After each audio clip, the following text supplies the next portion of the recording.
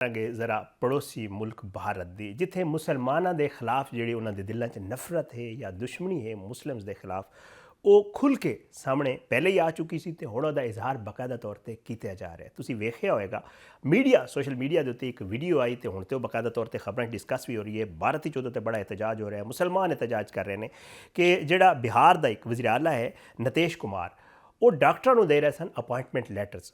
उत्थे एक मुसलमान खातून डॉक्टर आई, उसने हिजाब पाया हुआ सी जिहड़ा साडा एक इस्लामी तरीकाकार भी है तो तुहानूं पता है आज़ादी इजहार राय तुहाडा लिबास जिहड़ा एक आज़ादी होंदी, तुसीं कोई भी लिबास इस्तेमाल कर सकते हो।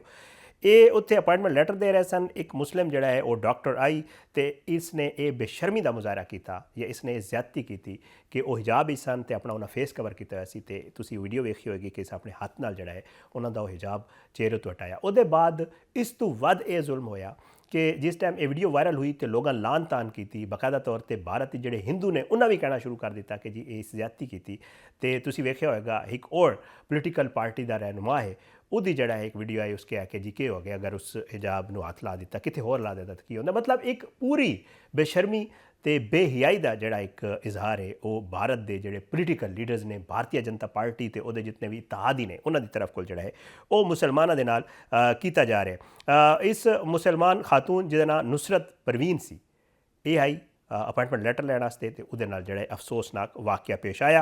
तो ये उत्ते तुहानूं मैं दस रहा कि जी अजहरुद्दीन उत्थे क्रिकेटर ने या राखी सावंत एक मशहूर एक्ट्रेस ने उन्हें भी बाकायदा तौर पर मुकदमा दर्ज कराने कि इस वज़ीर आला के खिलाफ जो है वो मुकदमा दर्ज किया जाए इस ज्यादती की और बाकायदा भी तौर पर बाकी लोग भी जो है इस इहदे उत्ते बड़ा सख्त तनकीद कर रहे हैं तो मजम्मत का इजहार कर रहे हैं। एमनिस्टी इंटरनेशनल की मैं वेख रहा सा उन्हें भी कहा कि जी इंडिया दे इहो जिहे इकदाम जिहड़े ने वो माशरे जिहड़ा है वो डर ते खौफ वधाण दा बायस बन रहे हैं। एमनिस्टी इंटरनेशनल जिहड़ा है वो उन्हां दा कहना सी कि जी मुसलमान खातून का जिहड़ा है निकाब जिहड़ा है वो खिंचिया गया वो बहुत ही ज्यादती है जिहड़ा कि नहीं होना चाहिए सी। इंसानी हकूक की तंजीम एमनिस्टी इंटरनेशनल इंडिया का कहना सी कि किसी भी अवामी अहदेदार दा हिजाब नूं ज़बरदस्ती हटाना औरत की इज्जत शनाख्त खुद मुख्तारी ते हमला है। एमनेस्टी इंटरनेशनल ने इंडिया ने ऐसे इकदाम मुआशरे खौफ वधाउण के मुतरादिफ करार दिता है। दूजे पासे भारत इंसानी हकूक के रहनुमावां का यह कहना है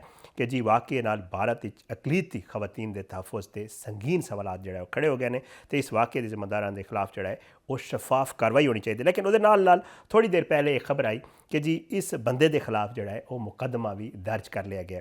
ये वाक़या 2 दिन कबल पेश आया सी जिहदे बाद जोड़ा है वो जिस बंदे ये काम किया सी नीतीश कुमार उहदे खिलाफ पुरजोर एहतजाज होया, लोगों मुतालबा किया मुकदमे दर्ज करने का।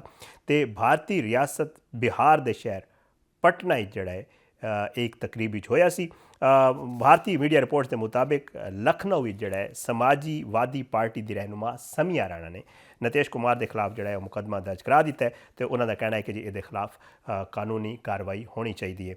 ये सारा मामला चल रहा है। इहदे जरा गल करांगे साडे नाल मौजूद ने जनाब ताहिर अशरफी साहब हाफिज़ ताहिर अशरफी साहब उन्होंने तो पूछांगे कि ये सारा मामला है कि इस हवाले उन्होंने क्या कहना है। बहुत बहुत शुक्रिया हाफिज़ ताहिर अशरफी साहब तुसीं मेरे प्रोग्राम से टाइम कढ़िया। ये दसो कि बड़ा ही अफसोसनाक वाक़या पेश आया भारत ये जिहड़ी एक मुसलमानों के खिलाफ नफरत है तो मुसलमानों के खिलाफ जो कुछ हो रहा है ये हवाले नाल सर तुसीं की कहोगे?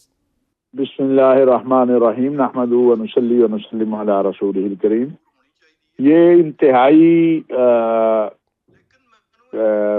वहशत और दहशत वाला अमल है और ये हिंदुस्तान के उस चेहरे को दुनिया के सामने ले आया है जिसके बारे में पूरी दुनिया के जो अमन पसंद हैं और इंसानी हकूक के इदारे हैं कई सालों से बातचीत कर रहे थे। और हकीकतन हिंदुस्तान जो है वो इस वक्त एक वहशत और दहशत का मरकज़ बन चुका है जहाँ पर इंसानियत के लिए दिन ब दिन जो है रहने का अमल जो है वो तंग हो रहा है। आप सर की कहोगे हुण ते अक़वाम मुत्तहिदा ते जिहड़े इंसानी हकूक दे तंजीमां ने वो भी इन्हां दे खिलाफ कार्रवाई का मुतालबा कर रहे हैं। पहले तो चलो ये हुंदा सी कि आम लोग नफरत इजहार करते सन, हुण ते बाकायदा तौर पर एक वज़ीर आला लैवल का बंदा कर रहे। इस हवाले नाल की कहोगे सर? बिलाशुबा अक़वाम मुत्तहिदा आलमी इंसानी हकूक के इदारे OIC उनको मैदान में आना चाहिए और हिंदुस्तान के खिलाफ सख्त से सख्त कार्रवाई करनी चाहिए। हिंदुस्तान जो भी अक़वाम मुत्तहिदा का चार्टर कहता है उस पर अमल करना चाहिए।